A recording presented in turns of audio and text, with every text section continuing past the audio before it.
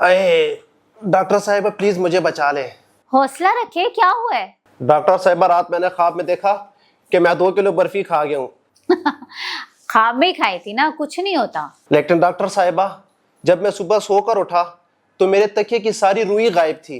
तो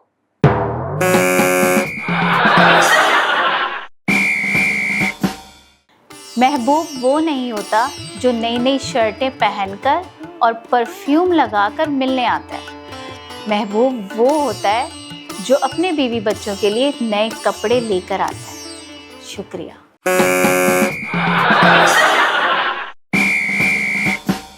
और डॉक्टर साहिबा मैं कोड़े दवाई केवे खावा? बड़ा आसान तरीका है। एक बड़ा सा पाइप लें, उसमें दवाई डालें और पाइप घोड़े के मुंह में रख के जोर से फूंक मारें। सारी दवाई घोड़े के हलक में चली जाएगी। ये तो बड़ा वधिया तरीका है। बड़ी मेहरबानी डॉक्टर साहिबा। और मेरा कुछ कर लो डॉक्टर साहिबा, मैं मर गया। अरे क्या हुआ आपको? और तुसी दसे सी ना पैप विच दवाई पा के फूक मारनी। हाँ हाँ, मैं पैप विच दवाई पाई ते पैप घोड़े के मुंह च रखिया ते फूक मारन ही लगा सा कि घोड़े ने फूक मार दी थी।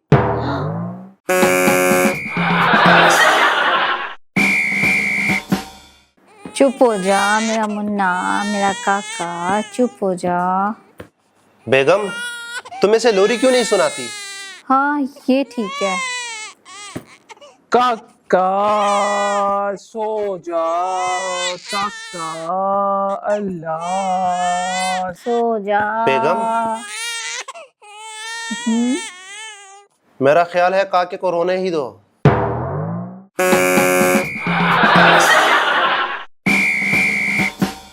बड़ी खुशी हुई आप हमारे घर तशरीफ लाए। ये बताइए चाय के साथ क्या लेंगे? अपने घर में तो मैं चाय के साथ कुछ नहीं लेता, लेकिन कहीं जाऊं तो चाय के साथ समोसे, पेस्ट्री, बिस्किट्स और गुलाब जामुन पसंद करता हूं। अच्छा अच्छा अच्छा, बस तो फिर इसे अपना ही घर समझिए।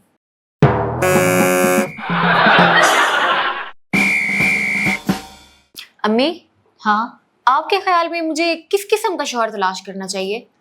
अकल करो, शौहरों का पीछा छोड़ो, कोई कंवारा लड़का ढूंढो।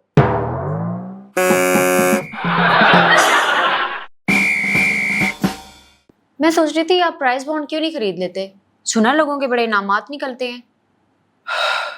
बेगम पहले मुझे प्राइस बॉन्ड खरीदने का बड़ा शौक था, लेकिन जब से मेरा दिल टूटा है मैंने प्राइस बॉन्ड खरीदना छोड़ दिए हैं।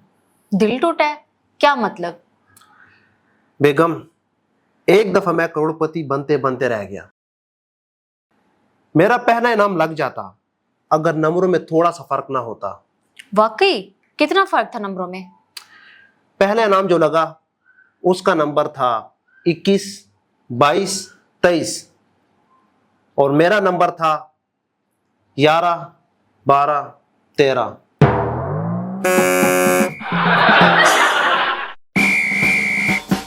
बेटी शुक्र अदा करो कि हम अमेरिका में पैदा नहीं हुए। क्यों अम्मी? अरे भाई वहां सारे अंग्रेजी बोलते हैं, हम वहां कैसे जिंदगी गुजारते।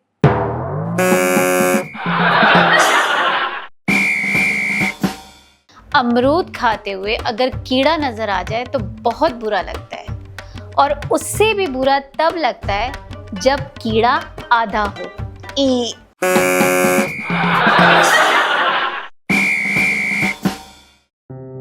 मुबारक हो, तुम्हारा नया नावल प्रिंट होकर मार्केट में आ चुका है। Thank you. इतना मुश्किल है ना नावल लिखना भी। हाँ ये तो है। अब तक कुछ बिका? हाँ मेरा मोटरसाइकिल और मोबाइल बिक चुका है।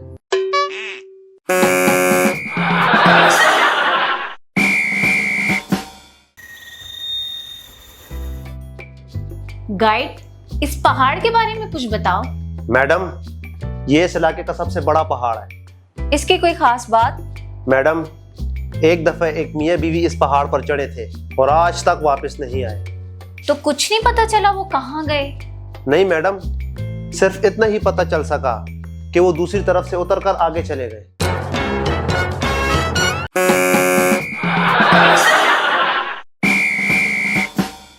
जवानी दीवानी होती है।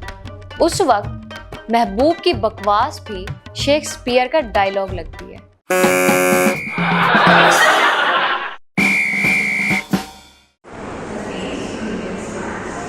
एक्सक्यूज मी, जी, क्या मैं आपसे कुछ देर बातें कर सकता हूँ? क्यों?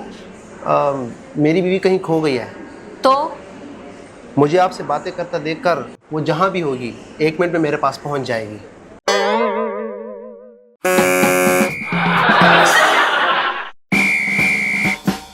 भाई साहब, मैं नहीं चाहती कि बात बढ़े। अब जो करना है आपने करना है। आप फिक्र ना करें, आ लेने दे इस बगैरत को। मैं ऐसा हाल करूंगा कि याद रखेगा। और आपके बेटे ने मुझे ये भी कहा था मेरी गर्लफ्रेंड बन जाओ, मैं तुम्हें बहुत ऐश कराऊंगा। उस बदबख्त के पास तो फूटी कोड़ी नहीं होती।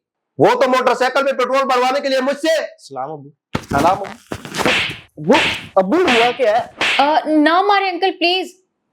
तुम चुप रहो, ज्यादा हमदर्द बनने की जरूरत नहीं है। लेकिन अम्मी, हुआ क्या अब्बू? आपको भी इजाजत है, आप भी इसे मार सकती हैं। लेकिन अंकल ये तो वो लड़का नहीं है।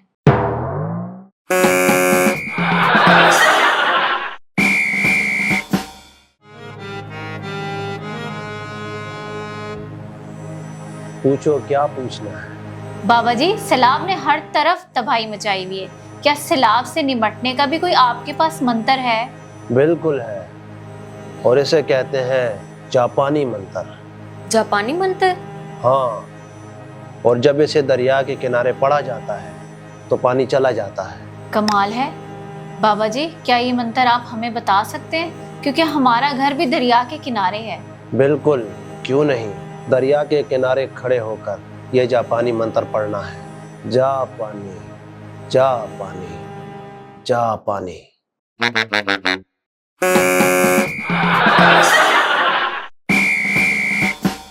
अगर तुम जानना चाहते हो कि इस मुल्क में औरत को किन मसाइल का सामना करना पड़ता है, तो एक दिन नकाब करके औरत बनकर बस में सफर करके देखो।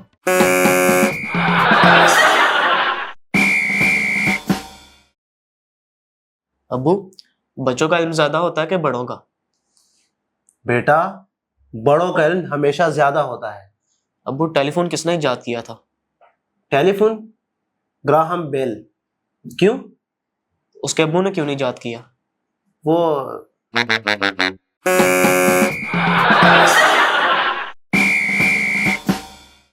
अब्बू, एक बात पूछनी थी। पूछो बेटा। अब्बू, शादी में कितना खर्चा आता है? पता नहीं बेटा, मैं तो अभी तक अदायगी कर रहा हूं।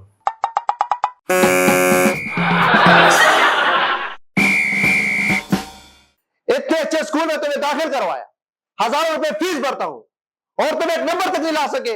आए हाय, क्यों डांट रहे हैं इसे? इतने अच्छे नंबर तो लिए हैं इसने। अम्मी, अब्बू मिस का नंबर मांग रहे हैं। हैं?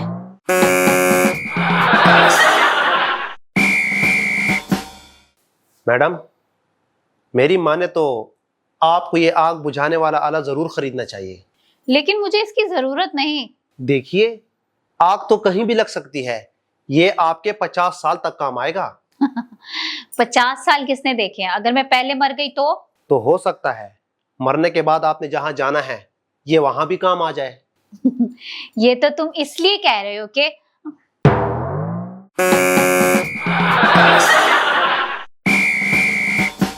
मारिया, तुम्हारा बीए कंप्लीट हुआ? नहीं यार, दरमियान में ही छोड़ना पड़ा। लेकिन तुम तो कहती थी कि मैं शादी के बाद बीए कंप्लीट कर लूंगी। हाँ यार, सोचा तो यही था, लेकिन अंधेरे में पढ़ाई कैसे करती। हाँ, ये भी है।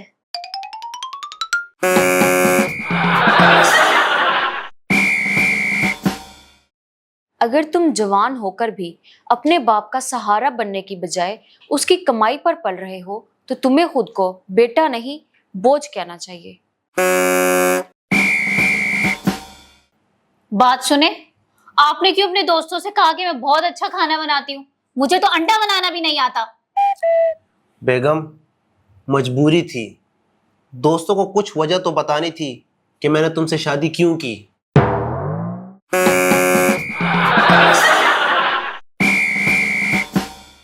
बेगम, तुम तो मेडिकल की स्टूडेंट रही हो ना, एक बात तो बताओ। पूछें। जब मैं उल्टा खड़ा होता हूं तो मेरे जिस्म का सारा खून मेरे सर में जमा हो जाता है, लेकिन जब मैं सीधा खड़ा होता हूं तो मेरे जिस्म का सारा खून मेरे पाँव में क्यों नहीं जमा होता? भाई जो जगह खाली होगी खून वहीं जमा होगा ना।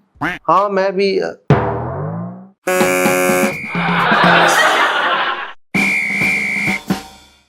जो बच्चे बचपन में बड़े मासूम और अच्छे होते हैं, वही बच्चे बड़े होकर माँ बाप के आगे बदमाशियां दिखाते हैं।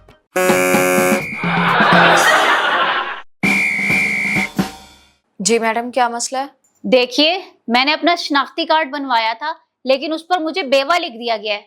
तो क्या आपके शौहर जिंदा है? तो और क्या, ये आपके सामने बैठे हैं।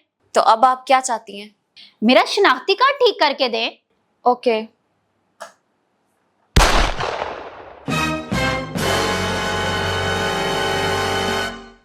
मैडम, आपका शनाख्ती कार्ड ठीक हो चुका है।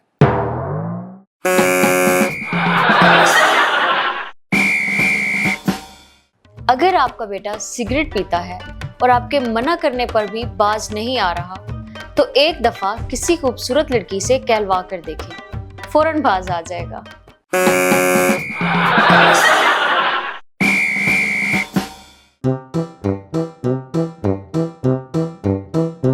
बाजी, अल्लाह के नाम पे कुछ दे दे। टमाटर खाओ। हैं? टमाटर क्यों खाऊं? जाओ टमाटर खाओ।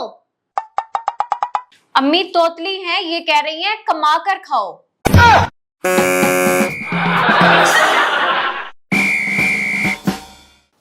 जान, आई लव यू। मुंह पर हाथ क्यों रख लिए? मुझे शर्म आ रही है।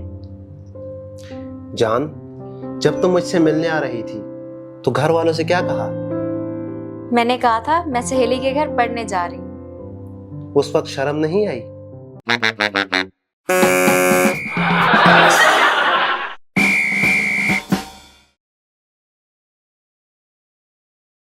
जी सर, क्या चाहिए? वो मुझे अपनी गर्लफ्रेंड के लिए गिफ्ट चाहिए। सर मेकअप किट दिखाऊं? कितने की है? सिर्फ 10,000 की। नहीं नहीं, इतनी महंगी चीज नहीं। तो सर परफ्यूम दिखा देती हूँ 5,000 वाला। नहीं, 5,000 भी ज्यादा है। तो सर 2,000 वाला बॉडी लोशन दे दूं? नहीं, ये भी ज्यादा है। सर अगर आप अपनी गर्लफ्रेंड को साथ लेकर आए तो मैं उन्हें एक चीज मुफ्त दे सकती हूँ। वाह, वो क्या मशवरा। है? कैसा मशवरा? यही कि अपने दिमाग का इलाज करवाए। क्यों? उसे तो कोई बीमारी।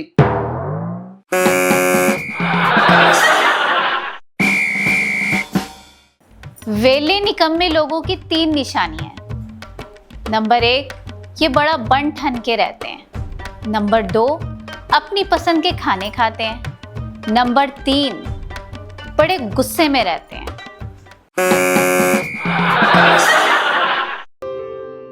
Thank you so much for watching. यहाँ एक और वीडियो मौजूद है, इसे भी देखिए और हमारे चैनल को सब्सक्राइब करना बिल्कुल मत भूलिएगा।